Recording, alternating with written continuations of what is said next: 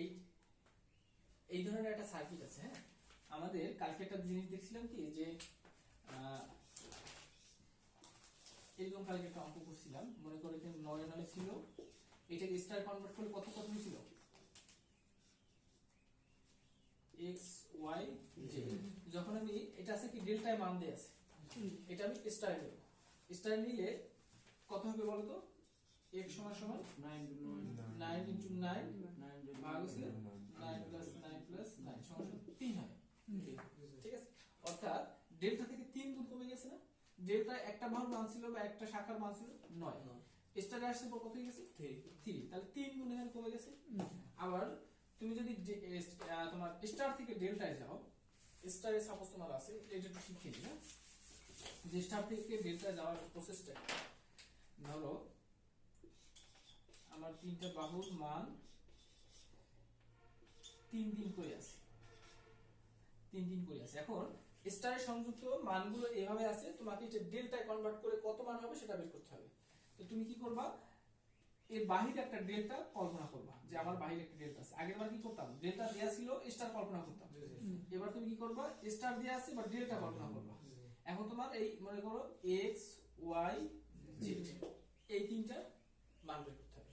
তাহলে তুমি লিখবা যে x সমান সমান বা x সমান সমান, সূত্রটা হচ্ছে তোমার, সূত্রটা কি বলতে পারো, ab plus bc plus ca বা ac ভাগ হচ্ছে তোমার, এখানে এরকম কোনো বিষয় না, তুমি এখানে x বের করতেছি না, x এর বাহু, এই x হচ্ছে তোমার ডেল্টা সংযুক্ত বাহু, ডেল্টা বাহুর ঠিক বিপরীত বাহুতে যে আছে, বিপরীত বাহুতে স্টারের সংযুক্ত যে মানটা আছে সেই হবে তোমার এই এখানে নিচে আসবে।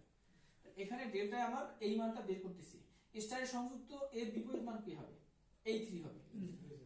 এই ডেল্টার মান আমি এটা বের করতেছি, এই ডেল্টায় সংযুক্ত যে বাহুটা আছে ঠিক তার বিপরীতে সংযুক্ত স্টারের মানটাই হবে তোমার এই নিচে ভাগ হবে। ঠিক আছে, তাহলে এখানে আছে এই, তাহলে এখানে আসবে এইতে, এখানে যদি আমি মান ঘুরিয়ে দিতাম তাহলে বুঝতে সহজ হতো, তাই না। এখন যেহেতু তিনটাই 3, তার মানে সব 3ই আসবে এখানে, কিন্তু তাহলে বুঝতে পারবা না যে তুমি কোন 3 ব্যবহার করছো। তাহলে এখানে আমি কোন 3 ব্যবহার করছি, আসলে এই। ঠিক আছে, সাপোজ আমি একটু মানটা চেঞ্জ করে দিই, 3 4 4 5 এরকম দিল। তাহলে উপরে কি হবে বলতো, তাহলে উপরে কি লিখবো আমি, ab মানে অর্থাৎ কি 3 গুণ 4 3 গুণ 4 প্লাস 4 গুণ 5 প্লাস 5 গুণ 3। ঠিক আছে, অর্থাৎ ab plus bc plus ca। তাহলে a b c ভাবে ধরে নাও, তাহলে ab plus bc plus ca। তাহলে আমি কি লিখবো, 3 গুণ 4 প্লাস 4 গুণ 5 4 গুণ 5 প্লাস 5 গুণ 3 5 গুণ 3। ঠিক আছে, এবার ভাগ দিব কাকে, এই মানটা বের করতেছি আমরা, ঠিক এর বিপরীতে স্টার সংযুক্ত মান হচ্ছে 5, ভাগ দিব 5। বুঝতে পারছি। আবার y সমান সমান, এখানে গুণ করলে একটা মান হবে না আমার, কত হয় স্যার, 12 প্লাস 20 প্লাস 15, এগুলো গুণ করলে সব একটাই হবে নাকি, প্রত্যেকটাই অঙ্ক ওই একই রকম। ঠিক আছে, একই অঙ্ক। তাহলে একটা যদি নির্ণয় করো, তার পরেরটা তুমি সরাসরি সেই মানটা লিখে দিতে পারবে। তাহলে এখানে কত হয়, 35 47 হয়, তাই না। সরাসরি এখানে আমরা 47 লিখতে পারি। আর 47 ভাগ দিব কাকে, y বের করতেছি 3। ঠিক আছে, এইভাবে আমরা একবার লিখে দেব।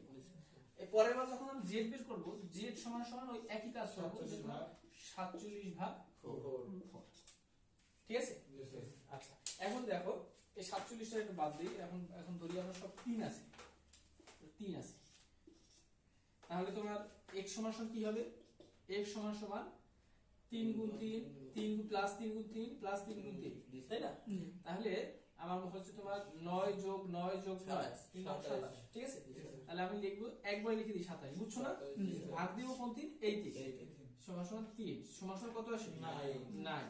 দেখো প্রত্যেকটা মানে 9 আসবে নাকি। এখন স্টারের সংযুক্ত ছিল কত মান, 3, ডেল্টা গেছে পর তার মান হচ্ছে কত 9 হয়ে গেছে। তাহলে এখানে আবার 3 গুণ বেড়ে গেছে না। তাহলে এই কথাটা বলা যায় যে ডেল্টা থেকে যদি স্টার আসে তাহলে মান 3 গুণ ছোট হয়ে যাচ্ছে, আবার স্টার থেকে যদি ডেল্টায় যায় তাহলে মানটা 3 গুণ বড় হয়ে যাচ্ছে। ঠিক আছে, এইটা শুধু কথাটা মনে রাখতে হবে যে স্টার থেকে ডেল্টায় গেলে তোমার মানটা 3 গুণ বড় হয়ে যায়, ডেল্টা থেকে স্টারে আসলে মানটা 3 গুণ ছোট হয়ে যায়। অঙ্ক করার ক্ষেত্রে রাখবা যে যদি ডেল্টা যেহেতু মান বড় হয় সবসময়, হ্যাঁ ডেল্টা যেটা বাইরে থাকে বাইরেটা হচ্ছে মান সবসময় বড় হয়ে যাবে। যদি মান বড় হয়ে যায় তাহলে তোমার অঙ্কটাও বড় হয়ে যাবে, ঠিক আছে? তাহলে ছোট হবে কোন জায়গায়, কোথায়? স্টারে। এটা কথাটা লিখে নাও সবাই।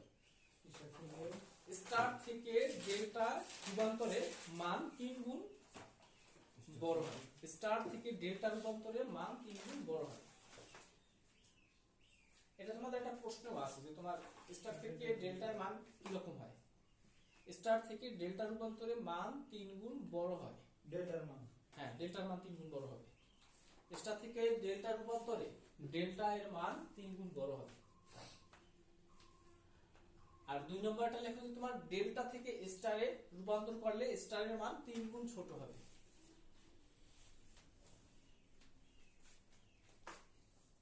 তুমি একটু ভিডিওটা পজ করে দাও, পজ করে দিবা, নাহলে আমার সমস্যা হয়ে যায়। এটাকে আমরা এভাবে লিখতে পারি, দেখো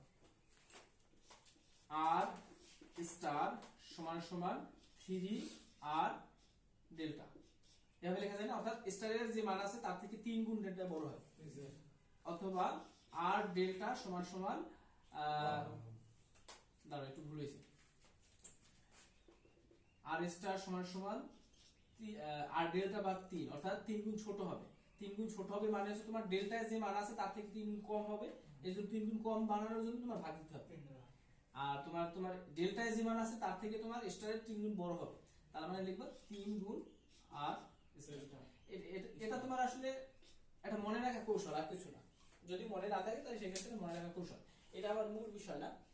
আমরা যেটা লিখবো এই অঙ্কটা করবো। তাহলে আমার অঙ্ক করার ক্ষেত্রে আবার কি করতে হবে? ডেল্টাটা কল্পনা করতে হবে। এই এখানে ডেল্টা স্টার সবই আছে, ঠিক আছে? স্টার মানে কি? স্টার মানে হচ্ছে তোমার যে কোনো তিনটা শাখার সংযোগ বিন্দু যদি একটা নির্দিষ্ট বিন্দুতে হয়, অর্থাৎ তিনটা শাখা যদি একটা বিন্দুতে মিলিত হয় তাহলে স্টার সার্কিট গঠন হয়। আর ডেল্টা সার্কিট কিভাবে গঠন হয়?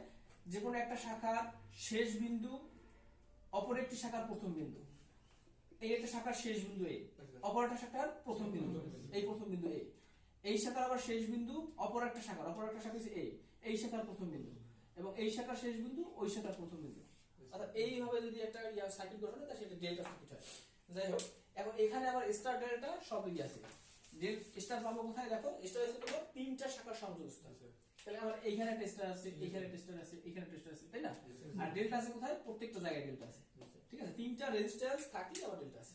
এখানে দেখো তিনটা রেজিস্ট্যান্স আছে, 1 2 3, 1 2 3, আবার এখানেও আছে 1 2 3, তিনটা জায়গায় আমার ডেল্টা আছে। তাহলে আমি কোনটা করব? তাহলে ডেল্টা থেকে স্টারে আসবে, কারণ ডেল্টা থেকে স্টারে আসলে আমার মানটা ছোট হয়ে যায়, ঠিক আছে? মান ছোট হয়ে যাওয়া মানে তোমার অঙ্কটাও ছোট হয়ে আসা, ঠিক আছে? তাহলে তুমি আগে কি করবা? এইটাকে ডেল্টা কল্পনা করবা। ডেল্টাটা কিভাবে বানাবো? এখানে একটু মার্কিং করি, এ বি সি ডি দিলাম। আমরা যে কোনো একটা জায়গা থেকে শুরু করতে পারি। প্রথমে এ বি নিলাম, ঠিক আছে? এরপরে এ থেকে দেখো সি পর্যন্ত একটা রেজিস্ট্যান্স আছে নাকি? এ থেকে ঘুরে সি পর্যন্ত একটা রেজিস্ট্যান্স আছে। তাহলে আমরা সি পয়েন্টটা এইখানে ধরলাম, সি পয়েন্টটা এখানে ধরলাম, এ থেকে সি পর্যন্ত একটা রেজিস্ট্যান্স দিলাম। এরপরে তোমার বি সি থেকে বি পর্যন্ত একটা রেজিস্ট্যান্স আছে। আমরা এখানে ছিল এ, এখানে ছিল বি, এ বি নিছি। আবার এ থেকে সি পর্যন্ত একটা রেজিস্ট্যান্স, অর্থাৎ এ থেকে সি পর্যন্ত একটা নিছি। এবার সি থেকে বি পর্যন্ত একটা রেজিস্ট্যান্স, তাহলে এটাকে এভাবে যোগ করে দিতে পারি। এখন আবার দেখো এ বি আবার এ সি আবার বি সি সবগুলো হয়ে গেছে না? তাহলে এখন এ বির মধ্যে মান ছিল কত? 2। আবার এ থেকে সি এর মধ্যে মান ছিল তোমার 6। আবার বি থেকে সি এর মধ্যে মান ছিল 2। এখন আবার বাকি রেজিস্ট্যান্স গুলো যোগ করো। সি থেকে ডি তে একটা রেজিস্ট্যান্স আছে, তাই না? এখন ডি নতুন একটা পয়েন্ট, ডি হচ্ছে নতুন একটা পয়েন্ট, এই জায়গায় নতুন একটা পয়েন্ট নিলাম, আরেকটা পয়েন্ট। সি থেকে ডি তে একটা নতুন রেজিস্ট্যান্স নিলাম। আবার বি থেকে ডি তে আরেকটা রেজিস্ট্যান্স আছে, বি থেকে ডি তে, এটা আমার ডি পয়েন্ট। এই বি থেকে ডি তে একটা রেজিস্ট্যান্স নিলাম। তাহলে এই সি থেকে ডি তে মান হচ্ছে তোমার 3, আবার বি থেকে ডি তে মান হচ্ছে তোমার 8, ঠিক আছে? আবার এইদিকে কি আছে? এ থেকে ডি তে একটা রেজিস্ট্যান্স আছে, তাই না? এ থেকে ডি, এ আছে আমার এখানে আর ডি আছে আমার এখানে, এটা সংযুক্ত আছে। আচ্ছা সোর্স তো থাকার কথা, সোর্স আছে কোথায় তোমার সোর্স আছে তোমার এই সি বিন্দুতে এইখানে আর এই ডি বিন্দুতে, অর্থাৎ তোমার সি বিন্দু আছে কোথায় এই দুই জায়গায় সোর্স দিছে, সি এবং ডি বিন্দুতে এই দুই জায়গায় সোর্স দিছে। সার্কিটটা আমার যদিও একটু উল্টো হয়ে গেছে, সমস্যা নেই, বুঝতে পারছি।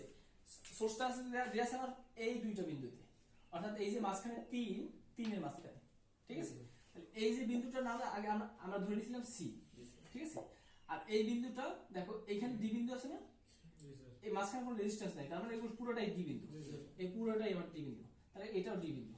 তাহলে এই সি এবং ডি এর মাঝখানে তোমার সোর্স আছে, বা এই দুই প্রান্তের মাঝখানে সমতুল্য রেজিস্ট্যান্স নির্ণয় করতে হবে, অর্থাৎ এই 3 ওহমের আড়াআড়িতে আমার সমতুল্য রেজিস্ট্যান্স নির্ণয় করতে হবে। এইটা আমরা বের করে নিলাম, বুঝতে পারছি। এই দুই প্রান্তটা হচ্ছে এই দুই প্রান্ত।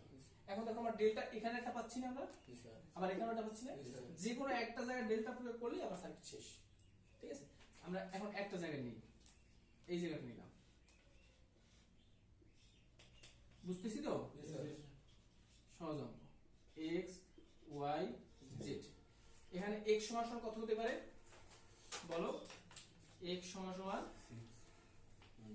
6 into 2, 6 into 2 ভাগ হবে কত 6 plus 2 plus 2, ঠিক আছে। অর্থাৎ যে বাহুর মান বের করতেছি তার দুই ডেল্টা সমতুল্য দুই বাহুর গুণফল উপরে আর ডেল্টা সমতুল্য সকল বাহুর যোগফল হচ্ছে নিচে, তাই না। সমান সমান এখানে 12 ভাগ 8 হয় নাকি, 12 ভাগ 6 = 10 সমান সমান 1.2 ওহম। y সমান সমান নিচে কত হবে 10, এটা আর চেঞ্জ হচ্ছে না, তাই না। আর ডেল্টা ক্ষেত্রে উপরেরটা চেঞ্জ হবে না, ডেল্টার প্রয়োগ খুব একটা নাই বললেই চলে। তাহলে 10 লিখে দিলাম, আর এখানে তোমার y মানে হচ্ছে তোমার 2 গুণ 2 বা 4 সমান সমান 0.4 ওহম, বুঝছি। এরপরে তোমার z সমান সমান নিচে হচ্ছে 10, উপরে লিখব কত 12, 6 2 12, 6 গুণ 2 সমান সমান 1.2 ওহম হইলো। এখন আবার আসলে কি হলো ঘটনাটা দেখো তো। এখন এই যে ডেল্টার মানগুলো 6 2 2 এটা কোথায় গেল, স্টারে ঢুকে গেল, অর্থাৎ ডেল্টার মানটা আমার নাই এখন, ঠিক আছে। তো আমি কি করব, ডেল্টাটা মুছে দিব, ডেল্টার মান এখন নেই, এখন আমার স্টার মানটাই ডেল্টা মান, ডেল্টার মানগুলো নিয়ে আমি স্টারে বসাই দিছি, ঠিক আছে। সার্কিটটা আবার একটু আঁকি এখানে সুন্দর করে।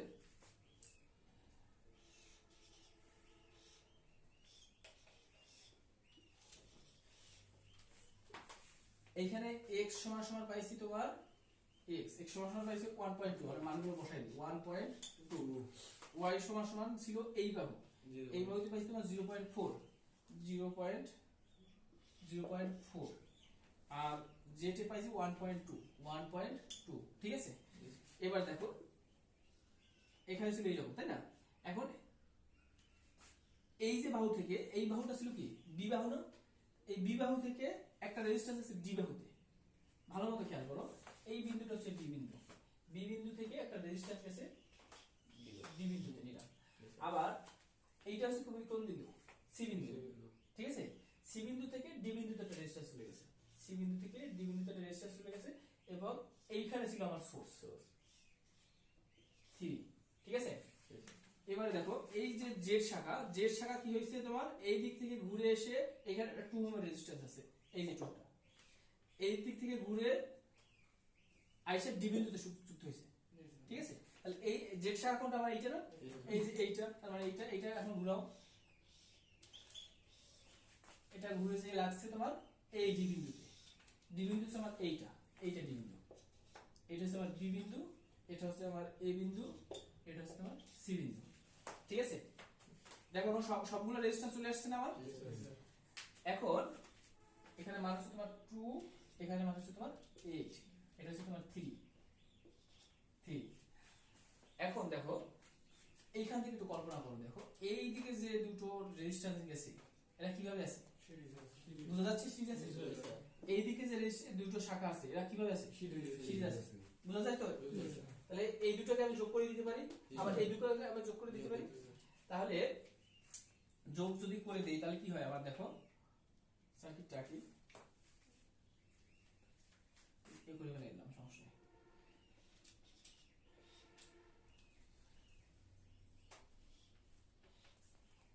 এই দুটোর যোগ করলে কত হয় 3.2 এখানে লিখি যে 2.2 প্লাস 1.2 আর এইখান থেকে এইদিকে টেকে গেছে অর্থাৎ এই দেখো এই শাখাটাকে এইভাবে আছে তো এটাকে আমি এইভাবে করে দিই এইটা আছে আমার এইভাবে এটাকে আমি এইভাবে করে দিই বুঝতে পারছি অর্থাৎ এইভাবে আছে তো এটাকে সোজা করে দিই তাহলে তোমার এইটা এইভাবে গেল একটা আর এখান থেকে এইভাবে একটা গেল তাহলে এখানে কত হচ্ছে 8 প্লাস 0.4 বুঝছি এরা যে মিলছে কোথায় ডি বিন্দু এরা সবাই যে মিলছে ডি বিন্দু ঠিক আছে তাহলে এরা সবাই যে মিলছে এই পুরো বিন্দুতেই আমার ডি বিন্দু বুঝতে পারছি এই বিন্দুটা হচ্ছে তোমার এটা কোনো বিন্দু নাই এখানে একটা ধরে নেই যে তোমার এখানে একটা ও বিন্দু ধরে নিই অর্থাৎ স্টার পয়েন্টটাকে ধরে নিলাম যে আমরা নতুন একটা কল্পনা করছিলাম এটা ও বিন্দু ধরলাম এই ও বিন্দু থেকে একটা গেছে তোমার বি বিন্দু থেকে হয়ে গেছে ডি বিন্দুতে বি হয়ে গেছে ডি বিন্দুতে একটা আছে ও বিন্দু থেকে এ হয়ে গেছে আবার ডি বিন্দুতে তাই না এখন এই যে ও বিন্দু থেকে এ হয়ে যে ডি বিন্দুতে গেছে এরা পরস্পর সিরিজে আছে অর্থাৎ একটাই মতো কারেন্ট প্রবাহের পথ এইজন্য এরা দুটোকে যোগ হবে একইভাবে এখান থেকে যারা গেছে এরাও আবার একটা কারেন্ট প্রবাহের জন্য একটাই মতো পথ আছে এইজন্য এই দুটোকে আমরা যোগ করে দিব এইজন্য আমরা একটা রেজিস্ট্যান্সের মধ্যে নিয়ে আসলাম ঠিক আছে এবারে এরা মিলিত হয়েছে তোমার ডি বিন্দুতে এই ডি বিন্দু নিলাম আর শুরু হয়েছে কোথা থেকে ও থেকে সি বিন্দু থেকে অর্থাৎ ও থেকে এই সি বিন্দু এর মাঝখানে রেজিস্ট্যান্স আমরা নির্ণয় করতে হবে এর মাঝখানে আরেকটা রেজিস্ট্যান্স আছে দেখো এই যে ডি এবং সি এর মাঝখানে আরেকটা রেজিস্ট্যান্স আছে তার মানে এই ডি এবং সি এর মাঝখানে একটা রেজিস্ট্যান্স আছে তাহলে এইটা আমার ডি এইটা আমার সি বিন্দু আর এইটা আমার হচ্ছে ডি বিন্দু বুঝতে পারছি এখানে আমরা লিখব 3 ওহম এখানে আছে তোমার 1.2 ওহম এবার আমরা এখান থেকে সমতুল্য রেজিস্ট্যান্স নির্ণয় করতে পারি না দেখো এই দুটো প্যারালাল হয়ে গেছে এখন তার সাথে এটা সিরিজ তার সাথে এটা আবার প্যারালাল তাহলে আমরা লিখব যে আর ইকুইভ্যালেন্ট সমান সমান ইকুইভ্যালেন্ট বলতে এই দুই প্রান্তের মধ্যবর্তী রেজিস্ট্যান্স ঠিক আছে আর ইকুইভ্যালেন্ট সমান সমান এখানে হয় তোমার 3.2 নাকি 3.2 প্যারালাল এখানে হয় কত 8.4 দেখো এই দুটো একবার কি হয় এর সাথে যোগ হয় না প্লাস হয় কত 1.2 এইগুলো সবগুলো মিলিয়ে হবে একটা রেজিস্ট্যান্স ঠিক আছে এরপর এই সবগুলো মিলিয়ে যে রেজিস্ট্যান্স হবে তার সাথে এটা কি হবে প্যারালাল এই সবগুলো মিলিয়ে একটা রেজিস্ট্যান্স হবে এইজন্য এটাকে আমি ব্র্যাকেট দিয়ে আটকে দিলাম এরপরে এর সাথে প্যারালাল হচ্ছে তোমার ঠিক সমান সমান এটাকে প্যারালাল করো এখানে বুঝতে পারছো প্রত্যেকটা লাইন আমি আবার বুঝিয়ে দিব সমস্যা এটা একটু ক্যালকুলেশন করো করতেছি 3.2 প্যারালাল 8.4 প্লাস 1.2 প্যারালাল সমান সমান আসে তোমার 1.62 আসে 1.62 আচ্ছা আমি বই দেখে লিখে দিই তোমরা এগুলো করতে পারো না প্যারালাল ক্যালকুলেটর দিয়ে করতে পারো না একবারে ইনভার্স দিয়ে করে নিবা তাইলে হয়ে যাবে ঠিক আছে এবার আমরা আবার শুরু থেকে আসি করতেছো তোমরা করা লাগবে না তোমরা করতে পারো তো সেটা বলো জি স্যার আচ্ছা ঠিক আছে আমরা আবার শুরু থেকে একটু বুঝি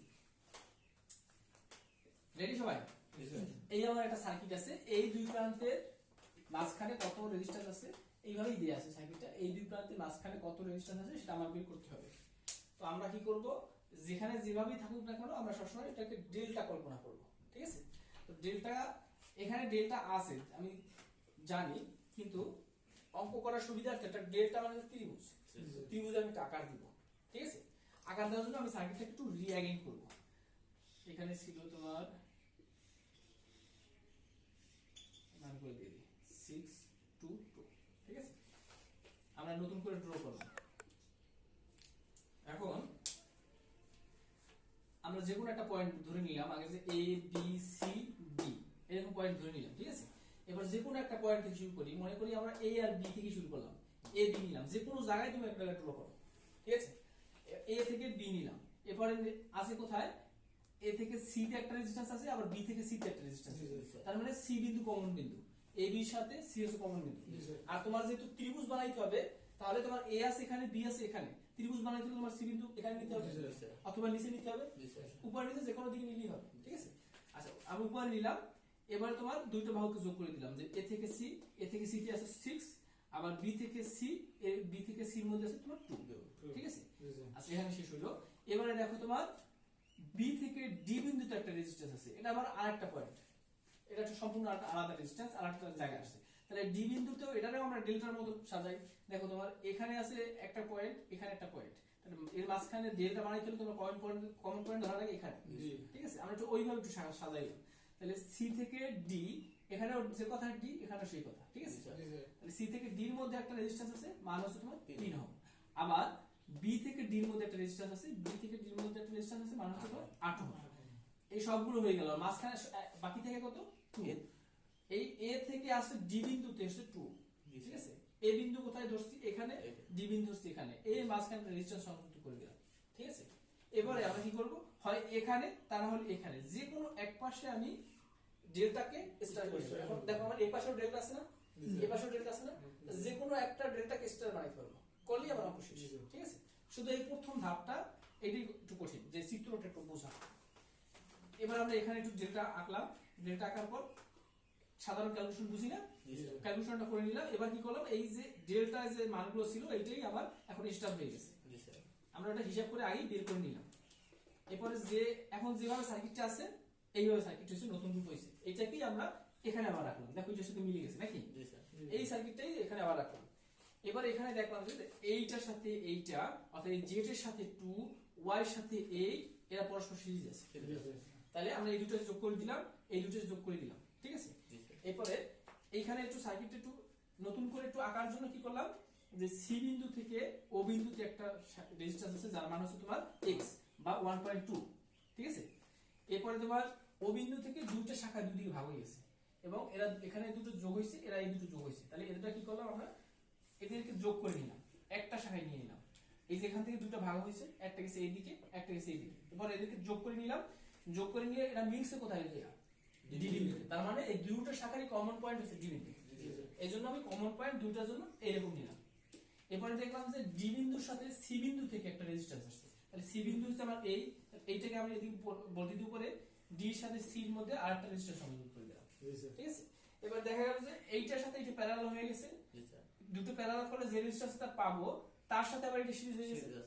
এইগুলো সবগুলো মিলিয়ে তখন আবার একটা রেজিস্ট্যান্স হয়ে গেছে, তার সাথে এটা কি হয়েছে আবার প্যারালাল হয়ে গেছে, যেটা করলে আবার আসে 1.2 ওহম, 62 ওহম, ঠিক আছে।